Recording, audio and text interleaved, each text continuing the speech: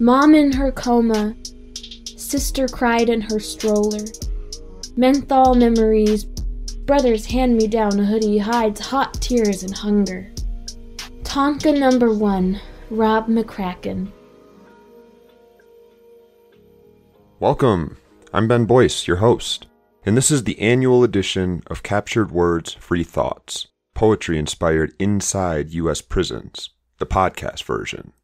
This year, my wife, the other Dr. Boyce, joined me to record commentary, along with longtime friend of the show and friend of me, Meghan Cosgrove, soon to be Dr. Cosgrove.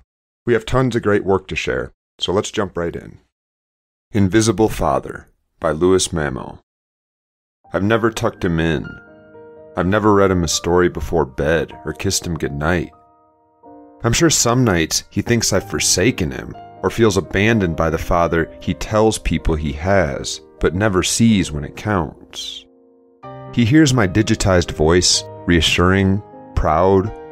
He believes hard work matters to me. It does. But on Daddy Day at his school, I'm never there. I've never been there. I might never be there. He has faith in goodness. He says his daddy is good. Goodness disagrees. For sins committed before his birth, his father is forsaken. Consequences he doesn't understand rob him of the memories he could have. Instead, memories of sterile white rooms and candy vending machines, controlled hugs, momentary kisses covered in his father's salty tears. Dad, stoic in his funny green pajamas. Measured half-day doses of his invisible father professing love from a place he won't or can't return from. I pray to all the gods that he never knows this kind of place, the crushing weight of it, the cost. I watch my son leave the hell I've placed myself in. The curtain of reality falls as I undress for the stranger. Naked, my self-respect and dignity on the table along with my clothes. I hope my son bought my reassuring smile, my words of encouragement, the fleeting moments I get to be human, the privilege of being a father. He rides home with opinions unshared, thoughts unknown. He travels in silence with his mother, the one who is always there. Local scenery passes his reflection in the car window. His feelings private.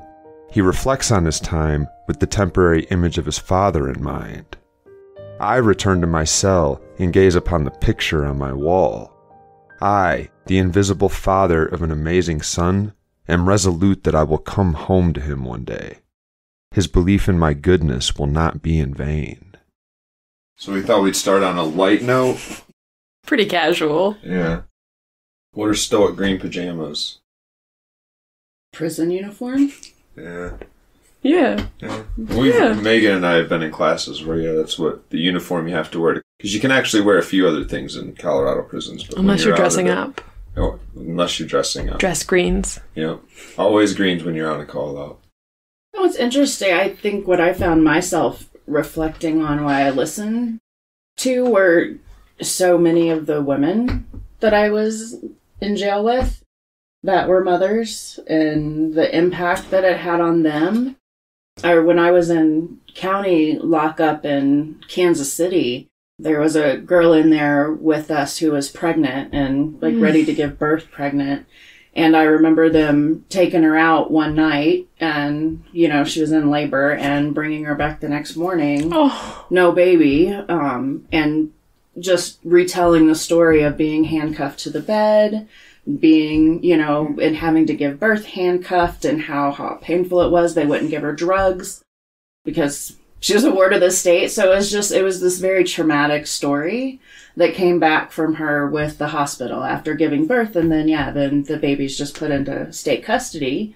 So there's no one for the baby to go with and she's locked up. So that's kind of where it took me. You don't think about the families as often as you think about the victims in our culture. Not at all. Like anybody that's in prison has a whole family around them, whether just parents, but usually brothers, sisters, kids. They all kind of go to prison. Yep. It guts me.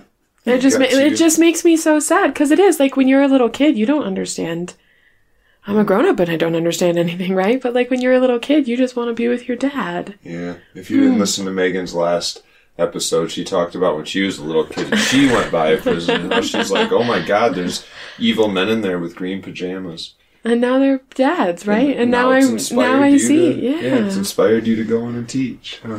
Well, and can I be sad again? Not that I have to tell all my stories today.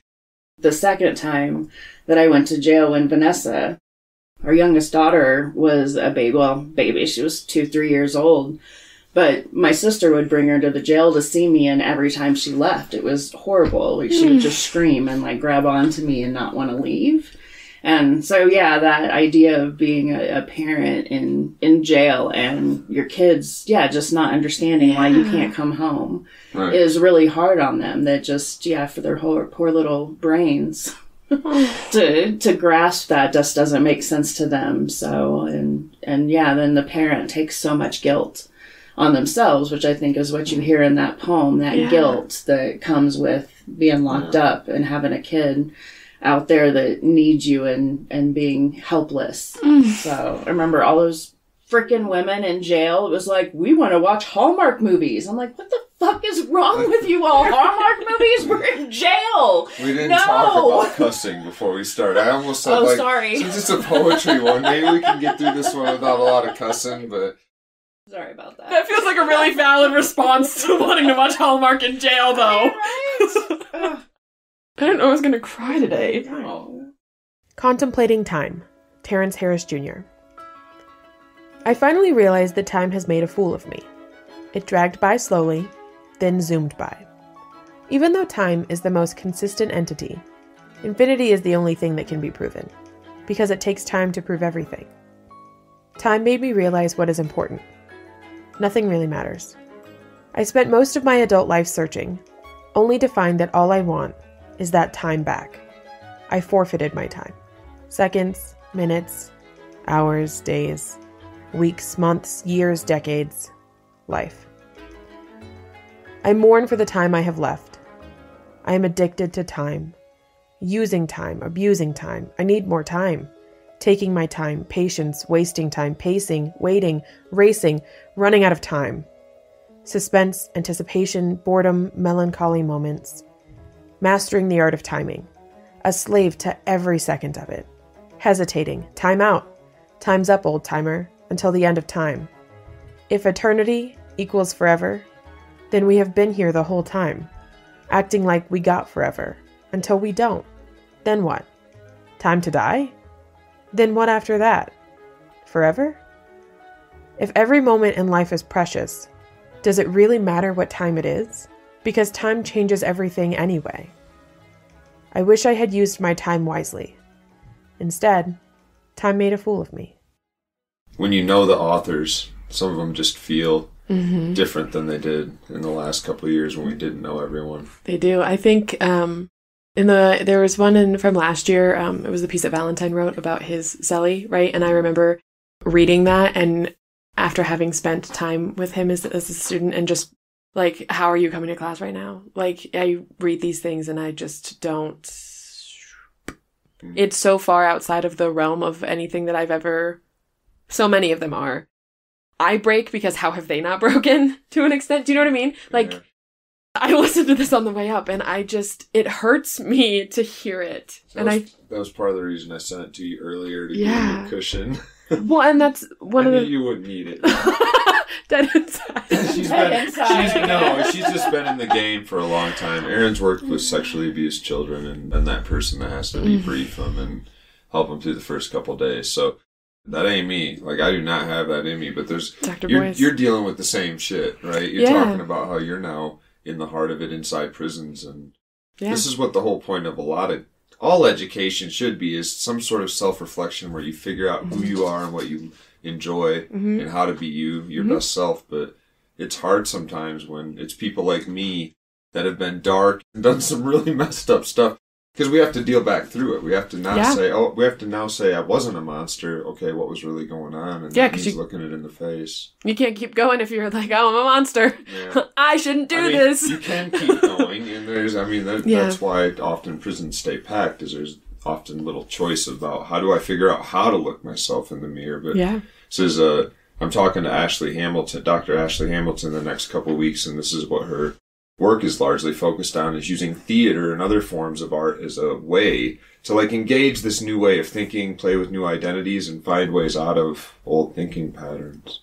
One of the things that I was thinking about while I was listening to this was, I don't think I realized the importance of people being able to speak for themselves. Like, I did. But when we talked and you had mentioned, like, wanting to try and get people to be able to read their own stuff, like, makes sense. Like, reading these things, like, I can relate in the sense that I can, but, like, so much of this is just so personal that you're never going to read it the way that, like, your voice is... Do you know what I mean? Yeah, but that one was you. So yeah, and that one... That poem is beautiful, right? Like, it's absolutely beautiful. And the way that I'm understanding time is so much different from the way that this person is understanding. I don't think it is. What do you mean? Well, so Tupac had this line, "You ain't gotta be in jail to be doing time." And I remember as a kid being like, what the hell is he talking about? Yeah. There's like a mindset that, especially when you're in prison, you've been there long enough to try to wrap your mind around what's going on and find tools for success, that you don't let time do you. You don't let prison do you. And of course it goes by and you look at your watch every so often and you're like, my God, I've given up this much time to this oppressive system that I just want out of. Yeah. But while you're there, you better yourself in some way. You read books, you form relationships. I was actually thinking, we'll get into this more with some of these other poems, how prison is actually a space that's really rare in our culture, in that you have time to form interpersonal relationships where you really truly talk to people, because you have so much time. Whereas in the real world, you just walk away from those people, or you defriend them, or you unfollow them. And more in our culture, we have people that, those interpersonal relationships where you get up every day and that person's there, they don't exist in the real world.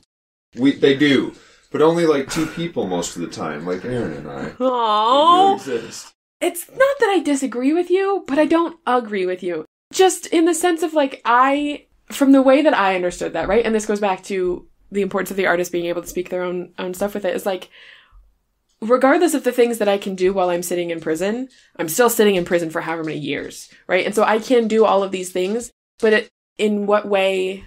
I mean, I guess you could really make the argument here that no one's time is really their own. I felt like I fully understood what was being said about time. Like, I felt like I was being taken on that journey, and even though I might not have the same lived experience, I felt like I could share that experience around time and make a connection, which I think is what art is supposed to do, right?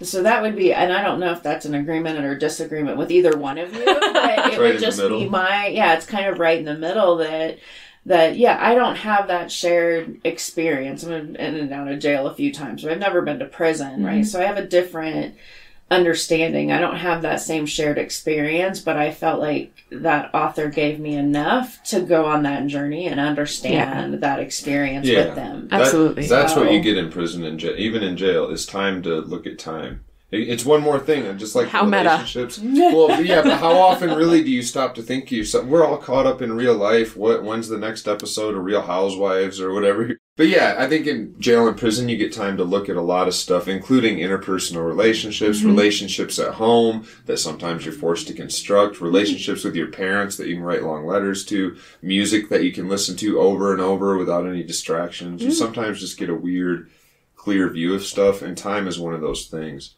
And a lot of us do get stuck in time when we're in prison, but honestly, the goal is to do your time, but to not let it do you, which means everybody's in there on a journey trying to figure out how to be cool today and feel like you accomplished something. Time makes my brain hurt real bad. I don't like it.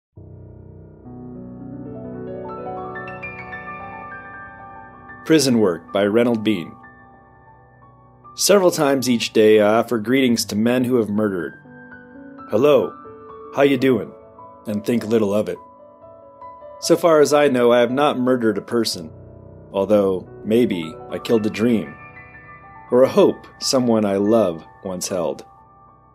How did he feel, that man, when he knew the other was dead by his hand, or knife, or gun, held with intent, or maybe none?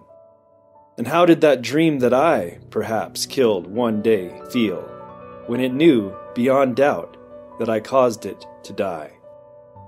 Does one who murdered think often of the person he killed? Is he haunted by an empty place where the dead man stood? Dead dreams don't die. They live in limbo, but remain close up against the one who birthed the dream and the one who killed it. Dead dreams cry out to be reborn. One day when I greet those who have murdered, I will ask, have we thought today of hopes and dreams that died under our hand? So a little background on that one. That was read by Dr. Hamilton Bean, who's been in our department at CU-Denver for a long time. And it was a poem that was written by his father, who passed away last year. So we published that poem in last year's Captured Words, Free Thoughts. Hamilton read it for this edition, and his dad taught in prisons for some time. I didn't know that about Hamilton, and now I'm peeved. Why? I will be emailing the man immediately after this. Dr. Bean's the best. He is. He's genuinely the best. The answer is yes, by the way. Like, to somebody who's been involved in a death, and not just a death. I mean, I understand it's his extreme point to make, but anybody that's done something that they got in trouble for and feels bad about, thinks about it all the time. I appreciate the context that you gave on that, because knowing that his father was teaching in prisons, like, that's something that I think I post-reflective... That's... what? Mm-hmm. Like, after going into prison, I think about it, and people will be like, aren't you scared? And no, I'm not scared. They murdered people. They sure did. Like, I don't know. Like, it feels different to think about it with the context. I don't know why. Yeah, and it's... I mean, I guess I'm doing the same thing with time that he was doing with death, and thinking about, like, the way things work in our brain, and how having ended something before its time that still had a lot of potential... how that can be, at least in the way we think about things, very similar. And this is something that you've probably related to a lot more than me, because we talked about it last time, Megan. Going in and trying to find, like, this common ground or this place where you can go over and put yourself in someone else's shoes. And you seem to have done it really well. And for me, I don't have to, because I go in there and I'm like, y'all, whatever the thing was that happened, I'm lucky if I didn't do it or didn't get caught. Heard. And I probably did it. Whereas you have to be like, well, what is it like? And you seem to have an easy time empathizing. But the reason most people don't is that it's hard to think to yourself, what is it like to be somebody that smashed and grabbed your store and accidentally put you out of business because they needed some dope or their kid needed diapers or whatever the thing was. But I don't think it's hard to sympathize with that. Not like, for you, it's not, Megan. But speaking in tongues, how would you not be able to... I don't understand how people don't sympathize with that. Like, well, I really... When you're talking about addicted people that are stealing something for drugs, or somebody that is stealing something because they just have been brought up in a world where they learn that, like, if there's a door unlocked and you're nearby and you think you can get away with it, you better take that shit because you know anybody will get over on you the same way. In my mind, they're the same thing. In your mind, they're very much the same thing. But in the average Joe's mind, we live in a world where we've been taught vengeance. Whereas, like, you can almost give credit to somebody that's like, okay, your kid needed diapers, you're still going to jail, but you get a couple of years less and you can do some rehab and get out early. That's the system we live in, not just court-wise, but human-wise in our culture. Well, I don't agree. I just would say that's part of why what you all do what you do, why his dad wrote that poem, why these guys that you're working with do their art. It's the ability to be able to be seen as something more than that bad act, right? And you're able to see them as more than that. Part of it is knowing them. Part of it's having connection through lived experience.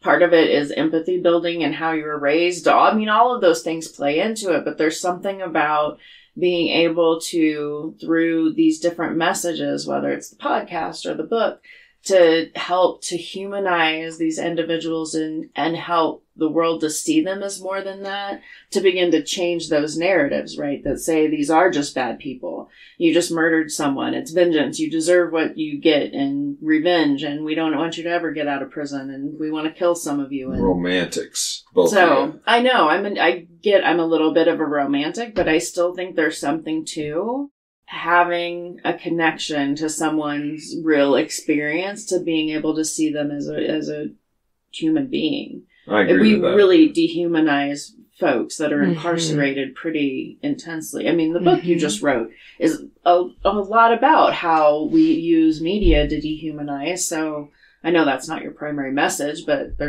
that exists there. So I take 3 plugs. Yeah, Dr. I Erin Boyce for president. with either of you, but that's my opinion. Enlighten me. Donald Warner. Is it possible to kill this personality without killing the body? Suicide of I. Snuff the ego. Not this life. Would then have to bottle it, share it, teach it, unmake it mine. How many want this? How many would? If they, I, could, commit euthanasia of the mind. Egotistic martyrdom. Assassination of I. Man, voice at the end, the one who narrated the poem a couple poems ago, man, that person's like right on rhythm. They're good. Yeah, that was weird. Do you sound weird on tape? Oh, I hate listening to myself. You sent me the first podcast and I said, no. Who's this person? I used to too. Now I'm like, oh, I appreciate it. It's the only way I've weeded out a lot of my ums and uhs is hearing them over and over. It wasn't podcast magic. Well, at first I had to use way more podcast magic to weed those out. Nowadays, I say less. Don's smart, man. I read that one and I was like, damn. And then there was the word martyrdom and I said, oh, how do I pronounce this? For people that are in a place, right, that are supposed to be thinking about how to switch from something you were to something you're supposed to be. Yeah, that euthanasia of the mind piece is very... For Chris and Annie. Chantry Lowen. When I first found you, I was simply amazed. After all the things you do, I've yet to understand your ways. We've been together, then drifted apart. For you I sold my soul, and even bartered my heart. When I first found you, so many years ago now, I felt that I had arrived. I believed I had made it somehow. Ever dancing closer, a moth to your fiery flame. Even in my burning, you offered no blame. Our life together, a one-way beneficial use. My love for you never letting me break loose. I may see you once more, someday again, my sweet. Your vague clarity never permitting me to cheat. The toll you've taken, I've seen others far worse. The allure of your beauty, not but a beautiful curse. I found you on tables, shattered in pieces. I've looked for you everywhere until the night ceases. I've picked you up, broken you down, carried you with me from town to town. I've been your creator, and yet you've still used me. What a strange relationship. It's often confusing. I guess at times I miss you. I won't tell a lie. I know you'll always be waiting, just to get me high. What is this author talking about? Thank you for saying it, because I remember us having this conversation and I was like, it's about love. And you said, it's about meth. It's art. It's poetry. I guess it can be about anything, right?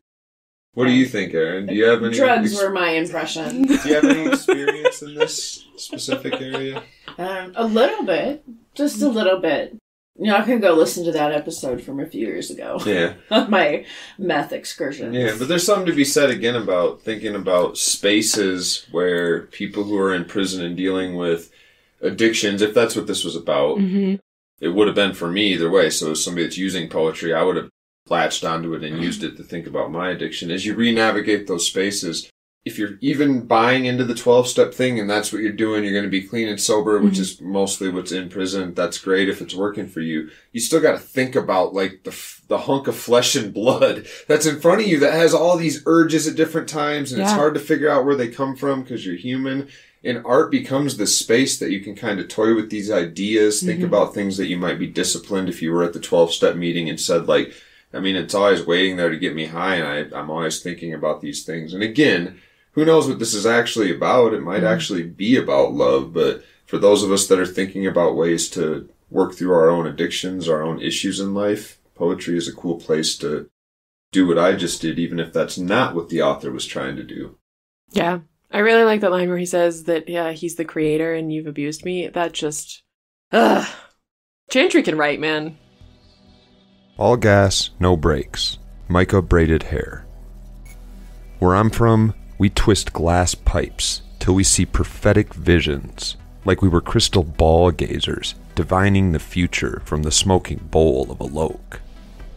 White clouds blow from our lungs and billow across the room, shrouding the sharp edges of life behind the pureness of the wave we ride. This high is heavenly. Shadows coalesce around our souls as we insert needles filled with shards, now transmuted into syrup, into our veins. Quickly losing control to the rush, it's all gas and no brakes. For brief moments, the needle transforms us into gods who preside over the streets. Madness flickers along the edges of our minds. This liminal space, and this is something I'll talk more again with Dr. Hamilton next week about, but this liminal space of where else can you play with ideas and thoughts like that and really work through them? Because if your recovery includes nothing but knuckling down and avoiding the urge to shoot dope for the rest of your life, but you always really want to, and you never let yourself walk through that and realize there's ways to get around it, there's ways to use other things to fulfill the same needs if you can really identify what you were doing with the dope. That's got to be a really energy-sapping thing, but art can be a way for people to sort of put things into thought that can't get them put in the hole because they had the gall to say it or kicked out of their family. It's art. It's poetry. A loke, by the way, is a traditional indigenous pipe. Smoke twisting. It was from the... Are they cool? Like, are they bent-shaped pipes? Yeah. That's super cool. Yeah. The ones the river wouldn't keep. Cedar and Nkavna. Navajo kid, I don't think your pop wanted to kill you. That he didn't care or that he hated you when he threw you into the river. While he was drunk and you were just a little boy, I'm sorry that happened. I'm sorry it took all of your life to learn to float, to relax, to love the water. How many times did I say, just fill your chest up with air, I'm right here, I won't let go, it's okay, you're in control. I felt you when you finally did it. You swam out to the deep end across the river over lakes, then you wanted to meet the tide. You learned to surf. Soon you were jumping off cliffs, bridges, and dams from higher than I ever dared. You learned to love the water. But you never forgave your dad. I wish I could tell you I understand him now. Now that my heart is cracked open, I wish to help you see, to find peace. It was a rite of passage, not for you, but for him, a test of faith. This beautiful, healthy baby, if you could float, if you could swim, if Great Spirit let you live, then you really belonged to him. You weren't just another broken promise, someone he would love, and then be snatched away like everything else in his life, breaking his heart again. If you lived, then it meant you might stick around. My love, he didn't throw you in the river to try to drown you, to throw you away. He threw you in to prove to himself to not be afraid to keep you. You were strong. He could go ahead and love you, and he did. He loved you. He was so proud of you. You're off swimming in a sea of stars and clouds now. But I forgive you for leaving me down here alone. I will swim. I will forgive your dad, as I forgive my mother. She did the same to me. We were the ones given back to our family. We were the ones the river wouldn't keep. What's she talking about? Should we leave that to the mind of the person? It sounds awful. I don't think it is. The more I've read it and listened to it, I don't. Cedar has contributed to a couple editions now, maybe 3, but at least 2. That one just... Great job, everyone. That one's my favorite poem in the whole edition. Like, it just... When Sophie... Shout out, Sophie! I let her go through to pick which one she wanted to read, and she saw that one, and she looked at it, and she said, yeah. And then as she was recording it, she messed up, and she screamed from her room, and she went, these people are incredible! And I said, yeah, I know! That poem makes me hurt in a way that I didn't know I could.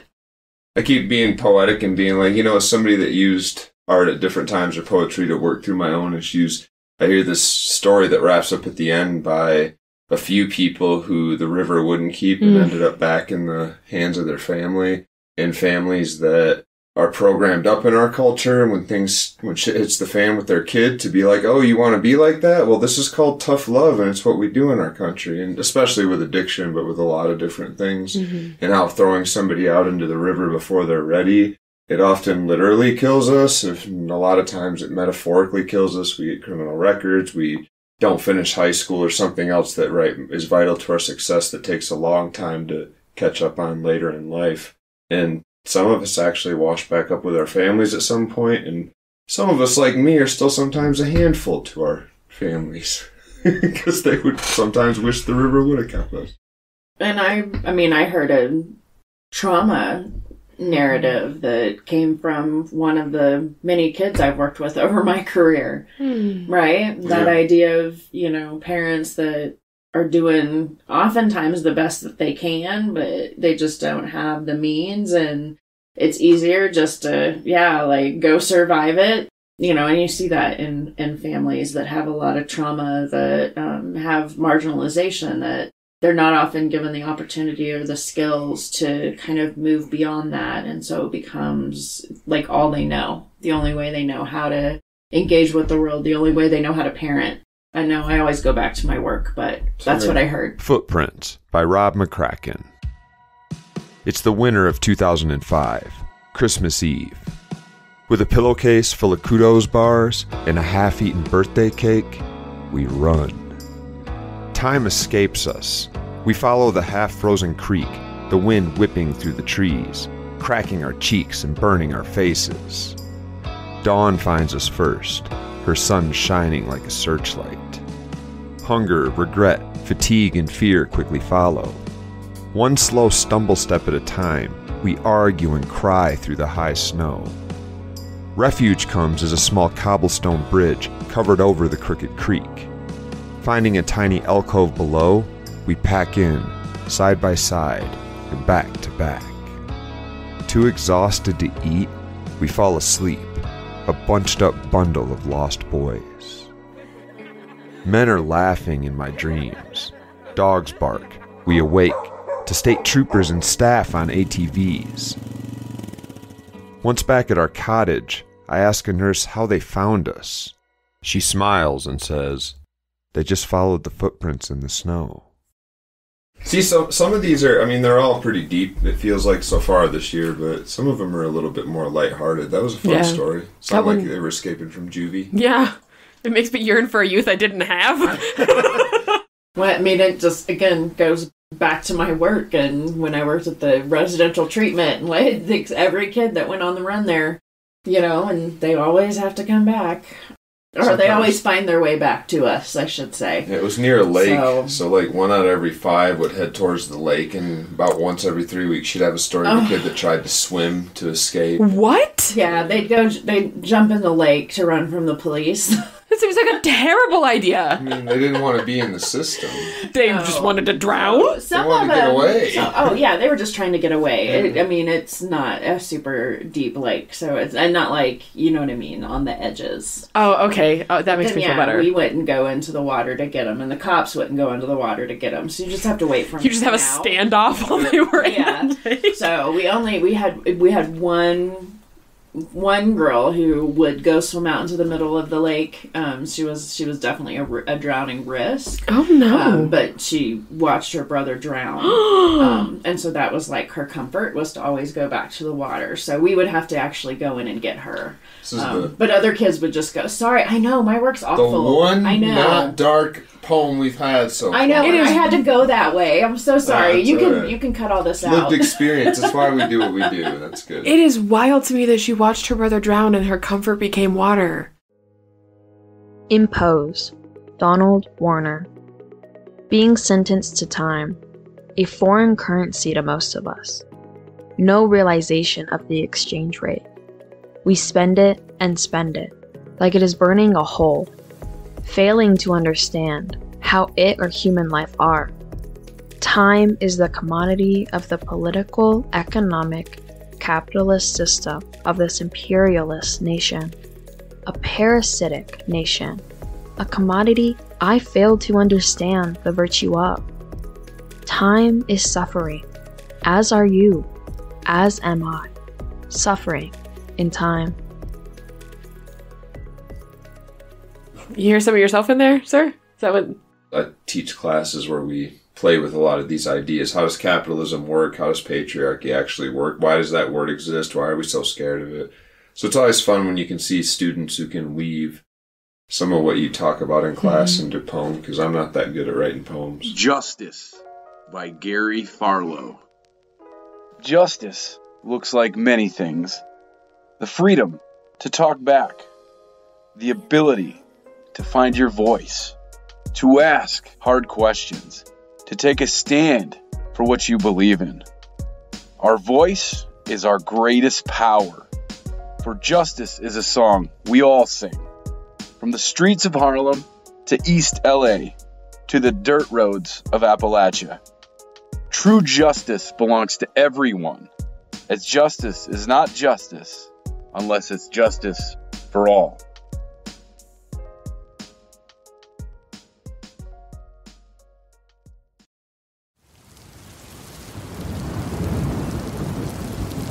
Instructions on How to Be Caught in the Rain by Andy McClay. When you're out and about and a beautiful day takes a turn, shifting the blue sky to gray, take a moment. When you're first struck by a tiny droplet from the heavens above and you feel a powerful urge to find cover in a hurry, take a moment. When the pace of the rainfall quickens, keeping time with the beating of your heart, and your instincts call for you to move along, take a moment. When everyone else has gone, seeking shelter from the storm, and you are soaked to the bone with the chill running through you, take a moment. When the water runs down your face and drips off the tip of your nose, and your breath is a visible plume with every exhalation, take a moment. When you know that you're alive, and are filled with immense gratitude for the fact, recognize the beauty in the experience of having truly taken a moment.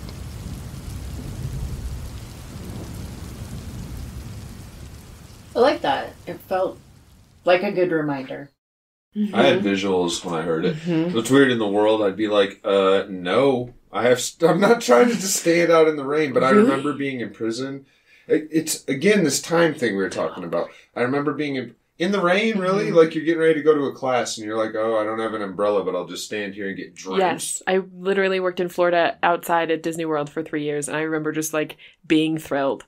Like, it'd start raining, and I'd be like, give it to me! Well, again, we've run into some weird things about Meghan that I always appreciate when I hear, but they're not the norm. But in prison, I would. In If prison, I they get ready to wouldn't go let into you. work, no thank you. I don't want to get drenched Well, right. before I have to go into work That's or fair. teach. But That's fair. But yeah, I used to, As a I kid? love a There's the rainstorm. childhood you were talking about. Yes, definitely more so when I was a kid. Yeah. But yeah, I mean that used to always be a thing. The house I grew up in, we had a sloped driveway, and so when it would rain, all of the water would gather at the base of the driveway right in front of our door. I love it. So when Kenny was really little, we would go outside and just like jump and splash and just, in the little, so much fun. So People Like Us, Gary Farlow. Right off the bat, let's get things straight. I've no time to waste, no time for your hate. Being gay is no crime, it's not a taboo. We are not a disease you can catch like the flu. We're your neighbors, family, friends, the people at church. Being gay is no sin. History is full of people like us. Alexander the Great, Plato, Aristotle, Claudius. We're on city streets and rural country lanes. So stop the hate. Have you no shame? We're a part of the family that we call humanity. So try to tolerate, love, peace. Stop the insanity.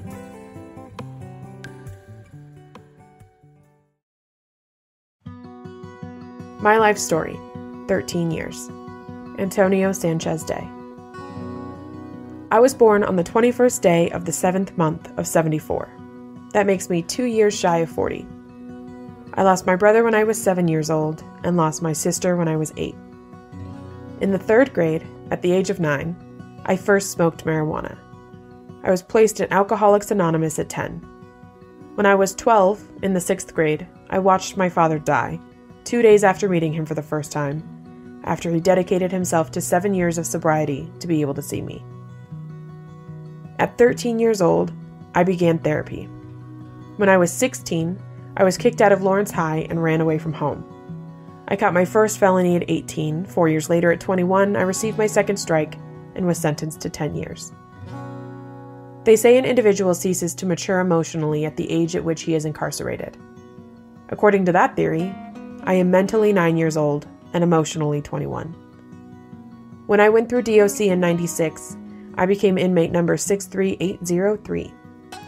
In 2006, 480 cheeseburgers later, cheeseburgers are served for lunch every Saturday in Kansas prisons, I was released.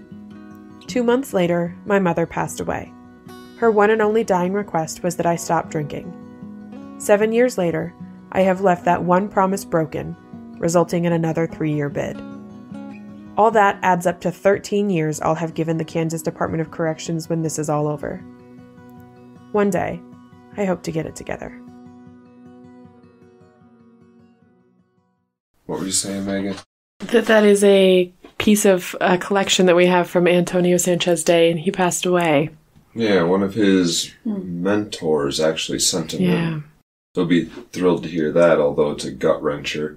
Yeah. And it's always annoying to me. This is where that system stuff kind of comes to bear, and you realize somebody telling their story from the backside and over hitting points where you're like, well, why didn't somebody figure out what to do there? Mm-hmm. Why didn't somebody figure out what to do? It was just inevitable. Once you're in jail, we'll spend plenty of money on you to lock you up, but before that, it's kind of hard to get people to step up. Have you been to Lawrence, Kansas, Erin? Yes, many times. What's in Lawrence? KU. Erin and I lived in Kansas City, Missouri right after we got married, but Erin's from the Kansas City, Missouri area. And if you don't know the difference, there is a difference between Kansas City, Missouri and Kansas City, Kansas. Yes, there is. The difference for me was Kansas is where I'd go to get heroin, Missouri is where I'd go to do it. But I only went just barely across the border at Kansas, and that was because I just knew people over there where I could get heroin. If I could have got it where I lived, I would have got it where I lived. Yeah. I mean, I don't know what it's really about, but you just, if you're from Missouri, I don't know if you remember, but a couple of years ago when Kansas City was in the Super Bowl again, because, tomorrow, woo-hoo, Kansas City again, then President Donald Trump said, congratulations to Kansas City, Kansas. And again, the world blew up because the stadium and the team are in Missouri. Yeah. And you just don't do that. I don't know what it is, but you were raised to know I am from Missouri. Do not criticize me and say I'm from Kansas. I respect that. It's yet and another if you're from episode. Kansas, it's the same thing. I respect Don't tell me it. I'm from Missouri. Yeah, there's a lot of tribalism there, and it's yeah. and again, we're one big city just over 2 states. So I have a cousin and his partner that live in Lawrence, Kansas. So my cousin Pete, that's where they live. And yeah, every time we drive from Missouri to Colorado, we have to drive through Lawrence. It's where the toll road is that we have to drive on. So yeah, they still have toll roads you have to pay for. I tried really hard to not make this drive she's talking about. It's a bad drive. I might have made it once. It's not a great drive. Usually it's just boring? West. Yeah. But no. I mean, the windmill farms are really pretty. They are not. You get cancer when you go through there. Oh Trump my God. told us. Okay, yeah. Trump also said the Chiefs were in Kansas. They were in Kansas. So I think the windmill farms are really cool. I like, but yeah, it's a very long and very boring flat drive. Safe by Louis Mamo. Nestled in my cozy mountains, safe behind my walls, protected by 24 guards who await my beck and call. A fleet of buses, always gassed, shiny showers too. If you try to get to me, security will get to you. I never check my email, food and laundry served. After all that you say I am, is this what I deserve? I live here in my mountain, serviced like a king. If you count the basics, I don't lack a thing. All I've ever wanted is a second chance with you. But until I earn that second chance, being a king will do. unrelated to art. Can you imagine how incredible it would be to not look at an email? Oh my god, I will do anything I can to pretend. You anymore. No, please do. I like your Sometimes emails. The more I've listened to these, because it takes a lot of time to edit them, so I've listened to all of them about 200 times sometimes. By the time, maybe not that many, but 20 or 30, because I have to cut the breaths out and mix audio over and then respace them and all sorts of other stuff. And then I'll listen to them again after I mix them into this audio that we're doing. But at the end, it makes him sound like what he's saying is, this is what you think I deserve, is to be in here, like, taken care of by all these expensive-ass people who are paid at my beck and call to do what I need. Like, you want to just put me out there in the world working a job so I can maybe pay taxes and help you fund places like this? Well, it's like that subversion of it in a sense, right? Because, like, everybody, I'll speak very generally, but they're like, everything's taken care of for them in prison.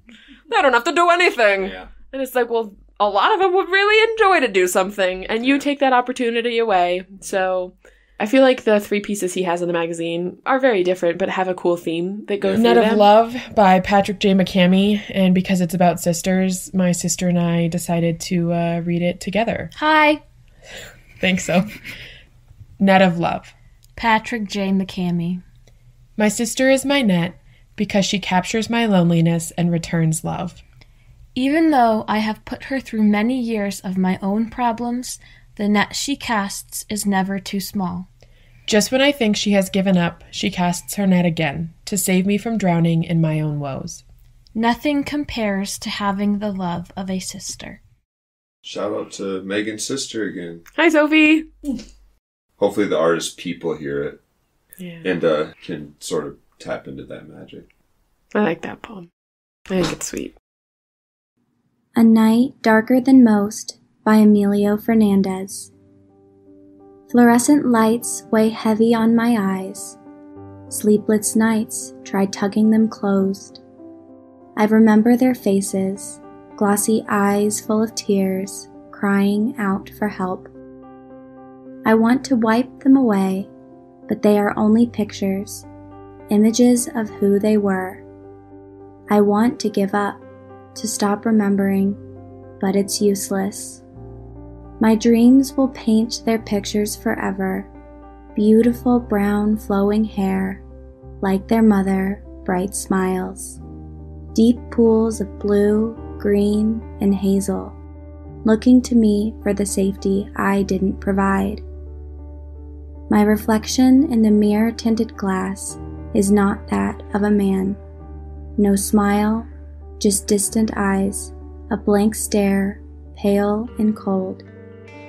You said you loved them.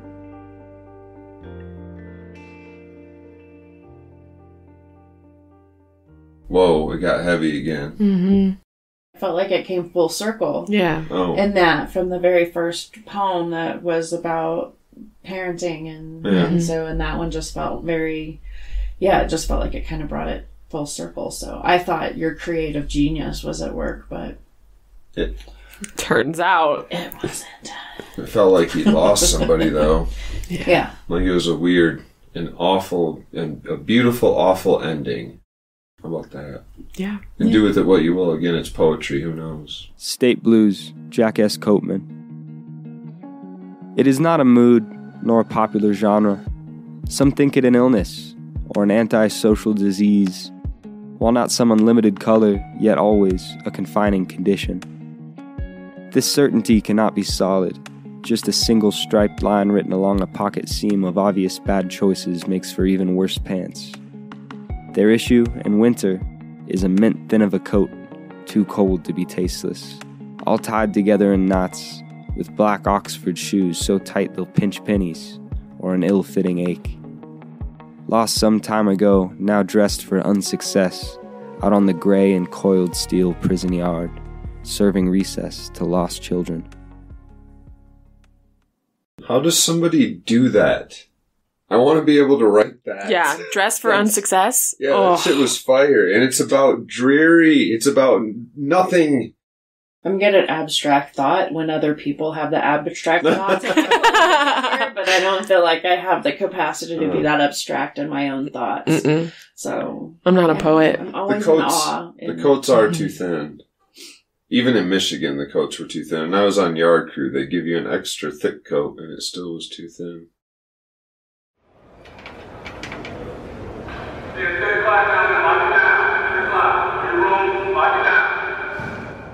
Taking My Life Back, Tammy Englerth. Hurt after hurt, pain after pain, slamming to the floor, wishing for life. Scars, cuts, bruises, stitch after stitch, rape after rape. Nowhere to go, no one to tell. Bouncing from prison to prison. A victim of abuse, a victim of assault. Once weak, broken, fragile. Yep, that was my life. Now even from the grave, you haunt me.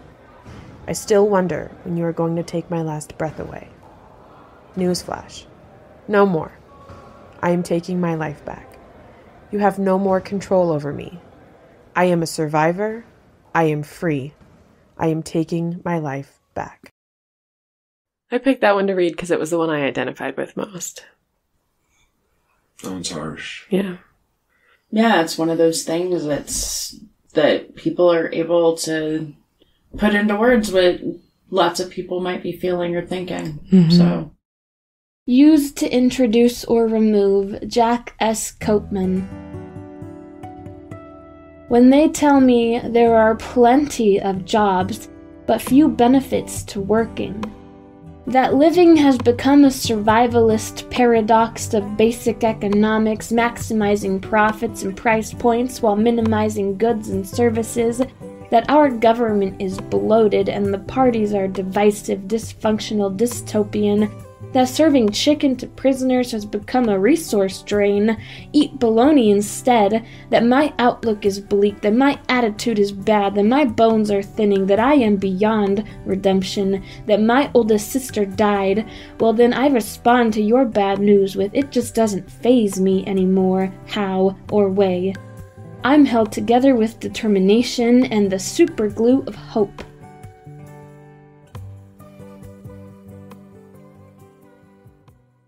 They do spoken word? Who? The person reading that poem. I was about to say your sister's It was Sophie, yeah. That was your sister? Yeah. Yeah, it sounded really different than some of the other ones that I will say she had read. That was really good. It stood out. We should also there you say, go. though, shout out to the sound guy, because somebody clearly knew what they were doing to mix all that together with the audio over the top. Just saying. Mm-hmm. Anyway. Yeah, I don't know. Prison's awful. It's always hard when you hear something like that. Things are bad. You're like, that's the best perspective this person could have. How awesome is that? And this perspective is, you know what? Fuck it. You can kill me and I don't give a shit. And I'll still be as okay as I can be. Like, oh, that's a great baseline we built into the system. Yeah, that's... Even as he conveys despair, he's still saying, well, hope is what it is, I guess. And it's wild because how do you make hope, right? Like how... Like in that... When they're like, you can't have chicken because the taxpayers don't want to pay for it. Here's literally 3 tabs of margarine because it meets your caloric intake. God's Whisper, Patrick J. McCamey. If you feel alone, know you are not abandoned. Listen to the wind and feel it gliding across your skin. Listen to the rustling leaves on the trees. Listen to the waves rolling into a shoreline. Listen to the pine tree needles brushing together as they move with nature's breath.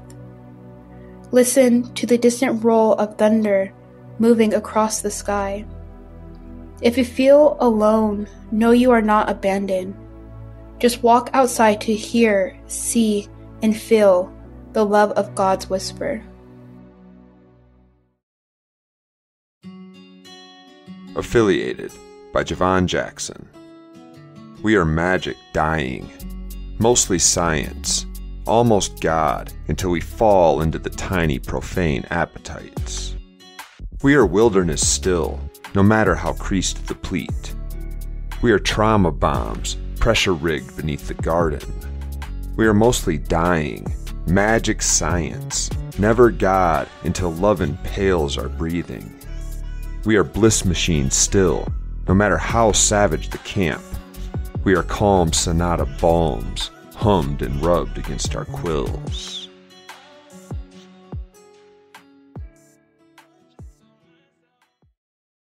Orchard of We by Gary Farlow.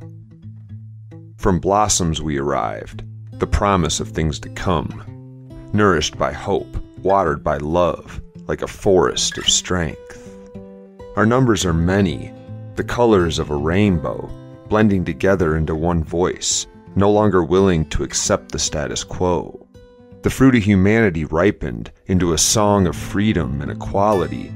Our fruit is not bitter but sweet, sweet like the air a convict breathes walking out of prison gates, sweet like the first day of classes for one long denied an education, sweet to simply be.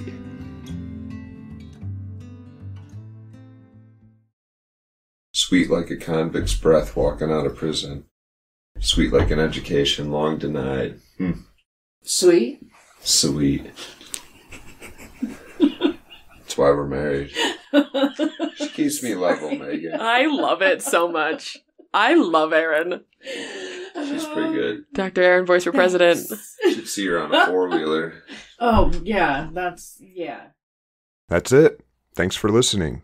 If you or someone you know, inside or outside a prison, wants a copy of Captured Words Free Thoughts, or if you want to submit work for the next edition, you can email me and I'll make sure it happens. You can also look up the latest edition of Captured Words Free Thoughts online, just by Googling it. Thanks to Megan and Erin for joining me to record commentary. Apologies for the sometimes over-amplified audio. We lost a mic without realizing it partway through the recording.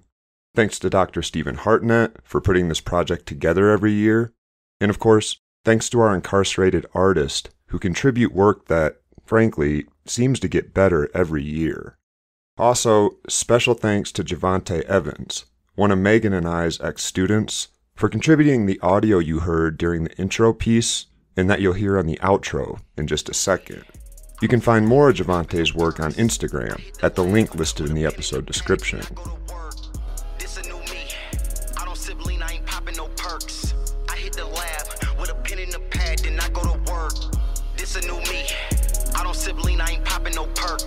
I hit the lab with a pen and a pad, then I go to work.